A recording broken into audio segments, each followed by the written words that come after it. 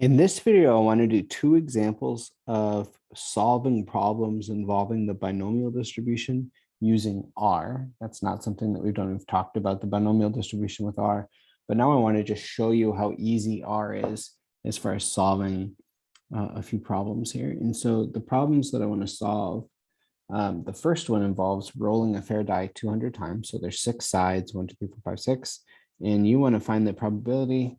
That's a funny typo. What is the probably? No, what is the probability that you roll a 6 at least 30 times? So you want to find the probability that you roll a 6 at least 30 times. And if you wanted to use R for that, you could do 1 minus the p binomial of 29 times. Remember that for the binomial distribution, you have to exclude 30 because greater than, at least 30 means greater than or equal to 30. So if you want to find the complement, that means strictly less than 30 or 29 times.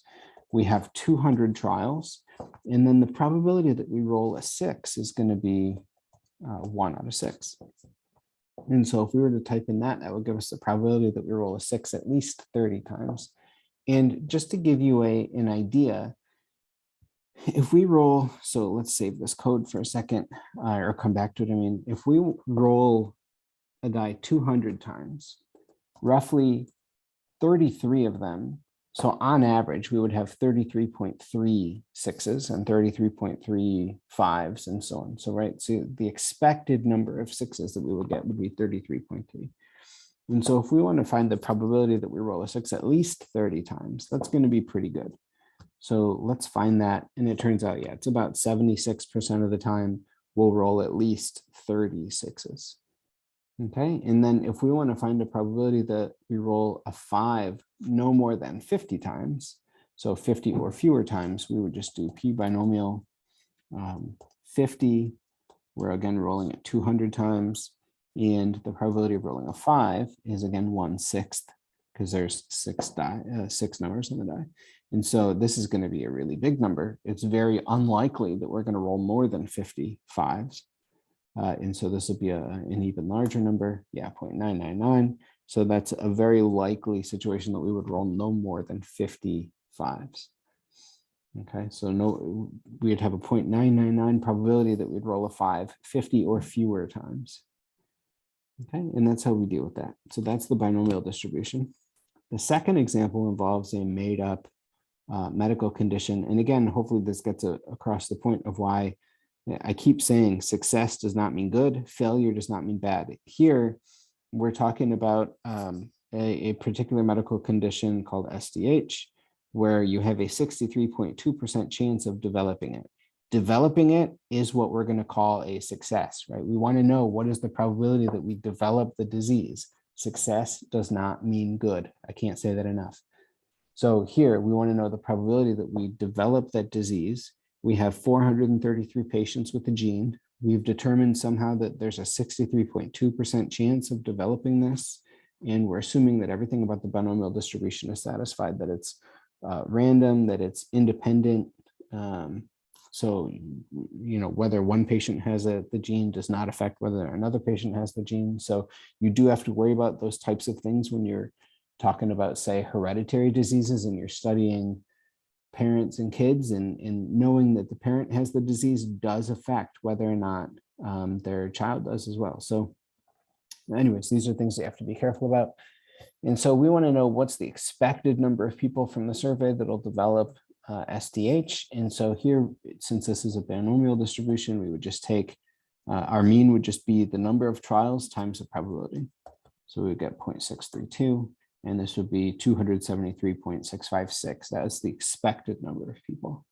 Of course, that can't actually happen. You know, the closest we can get is probably 274 or 273. And we can calculate what's the probability that exactly 273 people, say, from the 433 patients get it.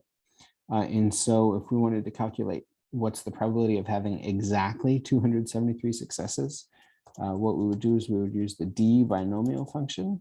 We want to have 273 successes out of 433 trials with a 0.632% chance of a success. And that will give us a number. Since there's such a large number of patients here. So since we have 433 patients, all of these numbers are going to be really small. So you have to kind of graphically picture. We talked about the binomial distribution when n is 10, and there were 11 boxes here. If n is 433, then you're going to have 434 boxes, and the heights of which are all going to be tiny. So even the biggest one is going to be tiny. So just to keep that in mind. So the probability of having exactly 273 is actually way bigger than I thought, but it's about 0.04. Okay, so that's the probability of having exactly 273 people with this disease. If I want to find the probability that there's between 270 and 280, what I would do then is do the usual trick of finding 280, and then you would subtract the patients that are less than 270. So that would be 269.